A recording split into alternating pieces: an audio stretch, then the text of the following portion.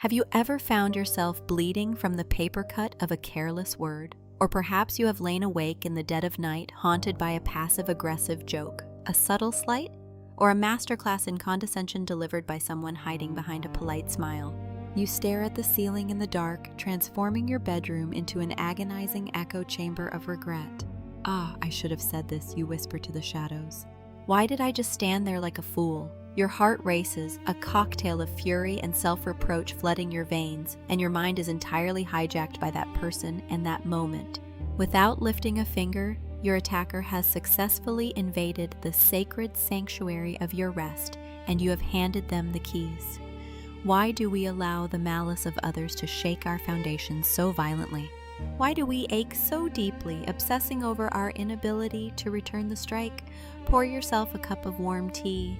Tonight we are going to dig up the very roots of this emotional turbulence. Let us first examine the archaic wiring of our own minds. From the lens of evolutionary biology, a verbal attack or a sudden humiliation is not merely an unpleasant social friction. To your brain, it is a blaring existential fire alarm. Transport yourself back to the brutal dawn of humanity, when our ancestors roamed in hunter-gatherer tribes. In that unforgiving wilderness, a drop in reputation or alienation from the pack did not mean a bruised ego, it meant starvation, it meant death. When someone attacks your worth today, they are plucking at the primal chords of biological terror, whispering that you are about to be cast out into the cold. The moment you are faced with hostility, your amygdala, the ancient sentinel in your brain, reacts exactly as it would if you had just locked eyes with a starving predator in the jungle. Cortisol and adrenaline flood your system, your pulse skyrockets, your muscles tighten. You are thrown into the primitive theater of fight or flight. Neuroscientists call this the Amygdala Hijack. The emotional center of your brain effectively takes your rational prefrontal cortex hostage. So, when someone is profoundly rude to you and your face flushes, your hands tremble, and all logic evaporates into a singular animalistic urge to retaliate, understand that you are not weak.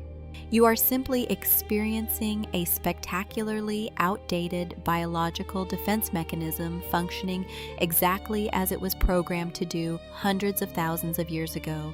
But my dear listener, we are no longer surviving in the prehistoric jungle. The sneer of a jealous colleague or the unsolicited arrogance of an acquaintance poses absolutely no threat to your actual survival. Your brain may be sounding the alarm for a saber-toothed tiger, but open your eyes. There is no predator before you. There is only a profoundly tragic human being whose internal landscape is such a hellish nightmare that they are forced to vomit their toxicity outward just to survive their own minds. The moment you realize this, your true detoxification begins. It is here we meet the monumental wisdom of Marcus Aurelius, the Roman Emperor and titan of Stoic philosophy. He was the absolute ruler of the greatest empire on earth. With a flick of his wrist, he could have turned any insolent critic into dust. His throne was constantly encircled by rivals, sycophants, and traitors eager to see him fall.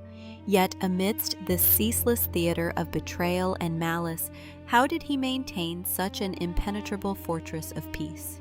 Sitting in his war tent by the flickering light of a candle, he wrote a private journal to his own soul, what we now know as meditations.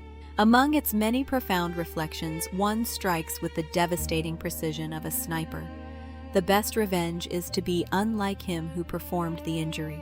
Aurelius possessed a flawless grasp of Stoic anatomy. The Stoics drew a merciless, indestructible line between what is within our control and what is not. How others view you, the venom they spit at you, the rumors they weave, these are entirely outside your jurisdiction. You cannot sew their lips shut. However, whether you allow their pathetic little arrows to penetrate the courtyard of your mind and how you choose to respond remains your absolute sovereign domain. The person trying to tear you down desires only one outcome: for you to lose your composure, drown in rage, and dive headfirst into the very mud pit they inhabit. When you fire back with a wounded face, you hand your attacker a crown. They feel the intoxicating rush of significance. Ah, I moved them. My poison works. But what happens when you meet their malice with a profound, terrifying silence? What happens when you draw up the drawbridge to Aurelius's inner citadel and simply watch their flaming arrows burn out pitifully in the moat? They panic. They are forced to witness their own ugliness extinguish in the cold air, failing entirely to leave a mark on you. This elegant silence is not the white flag of a coward. It is the ultimate declaration of absolute supremacy. It is a holy detachment that says, I will not stoop to participate in your low-rent game. The most exquisite way to deal with someone thrashing about in a puddle of mud is not to throw mud back. It is to glide past them in your pristine garments, leaving them alone with their filth.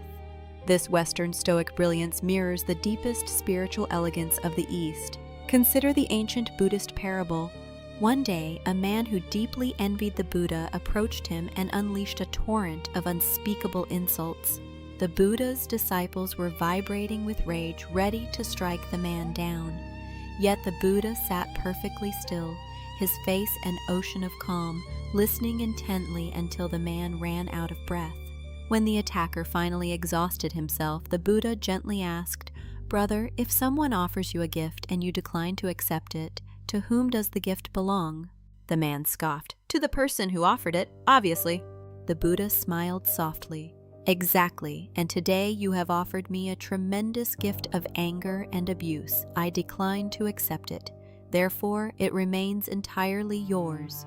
What an architecturally flawless defense. The insults of others are nothing more than bags of rotting garbage they are trying to hand you. You are under no obligation to take them and unpack them in the center of your living room. Let them hold their own trash. Their malice will fester and poison their own hearts, but it cannot place a single blemish on the clarity of your soul. Lao Tzu's Tao Te Ching speaks of Shang Shan Ruo Shui, the highest good is like water. When a massive jagged boulder blocks a river, the water does not scream at the rock. It does not bleed trying to fight it. It simply, effortlessly flows around it. When faced with someone brandishing a knife of anger, do not draw your own blade. Submerge them in the fluid, yielding power of your silence. Silence appears empty, but it is, in fact, the only vessel vast enough to absorb everything without breaking.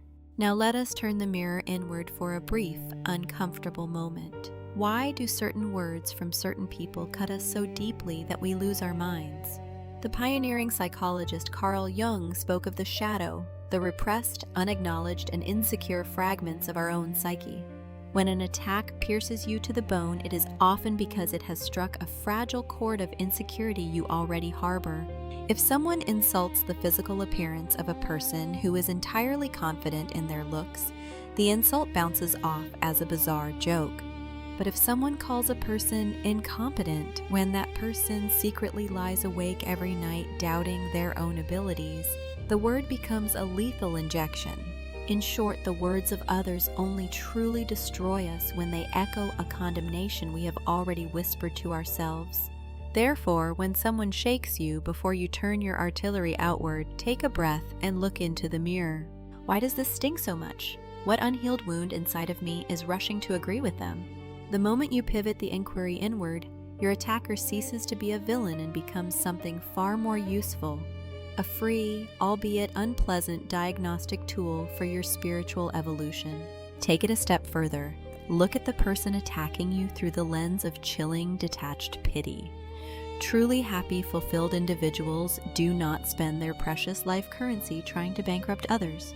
Those who gossip, backstab, and try to climb over your dignity are living in an agonizing, invisible hell of inferiority, anxiety, and self-loathing. Their venom is not power, it is a pathetic SOS. They are driven by a horrifying compulsion to prove they are better than you, simply because their own sense of existence is crumbling. Once you deeply comprehend this, fear and anger evaporate. You are left only with the melancholic realization that you are observing a terminal illness of the soul. No matter how loudly they bark, they are just toddlers throwing mud in a tantrum. A dignified adult does not throw themselves on the floor and weep when a toddler screams. You simply emit a warm, unyielding silence that makes their behavior painfully apparent. So, how do we operationalize this elegant silence in the trenches of everyday life? First, master the 3-second sovereign pause. The moment a rude remark is launched, clamp your lips shut and slowly count to 3 in your head. Take one deep breath. In those 3 seconds, you revoke the security clearance of your primitive amygdala and hand the controls over to your rational, aristocratic prefrontal cortex. Second, construct the glass wall. When they speak, divorce yourself from the meaning of their words. Become an indifferent documentary filmmaker studying a strange species. Notice how their eyebrows twitch, how insecure their vocal cadence is, how desperate they look. Imagine a thick wall of soundproof glass dropping between you. You see their mouth moving, but the poison slides harmlessly down the glass. Third, deploy the hollow gaze. Do not say a word, simply look deeply into their eyes with a soft yet fiercely unblinking stare. Do not scowl, do not smirk. Give them a benevolent, utterly vacant gaze that silently translates to, "I see exactly how small you are right now, and I am entirely unimpressed." Confronted with this chilling mirror, the attacker will feel the sudden, icy humiliation of their own transparency. Your silence will amplify their shame louder than any shouting match ever could. Fourth, practice the post-battle purification. You have just been exposed to psychic radiation. You must cleanse yourself. Brew a premium cup of tea, light a wick, play something that elevates your spirit, and fiercely validate your own composure. Toast to yourself for walking through the mud without dirtying your shoes. Your life is profoundly brief and blindingly beautiful. It is too expensive to spend reacting to the mediocrity of others. If they attempt to tear down your walls, remember the citadel of Marcus Aurelius. You are the vast, untouchable sky. No matter how much dirt they hurl upward, the sky remains unblemished. Gravity ensures the mud always, inevitably, falls back onto the face of the one who threw it. The greatest victory is winning without drawing your sword. The most exquisite, devastating revenge is to continue blooming brilliantly in the very soil they tried to poison. Let them whisper in the gutter, "You have a masterpiece to read." Let them scheme to pull you down. You will simply step higher and grow further out of their reach. That is how you utterly annihilate their shallow little world. You are not a trivial concept to be defined by the bitter syllables of passing strangers. Your worth was irrevocably cemented the moment you took your first breath in this universe. I hope this long journey into the architecture of the mind has provided a soothing antidote for those of you currently bleeding from the words of the unwell. Tomorrow, do not waste your energy trying not to get hurt. Simply become so fluid, so vast, that the blades have nothing to cut. If this bitter pill of truth from the philosophy goddess successfully neutralized the poison in your veins tonight, do not forget to subscribe, like, and hit the bell, or don't, and continue letting every mediocre soul you encounter dictate your inner peace. The choice of suffering is, as always, entirely yours. Until next time, I am Lophia, your transcendent guide through the magnificent absurdities of life. Have a beautifully untouchable night.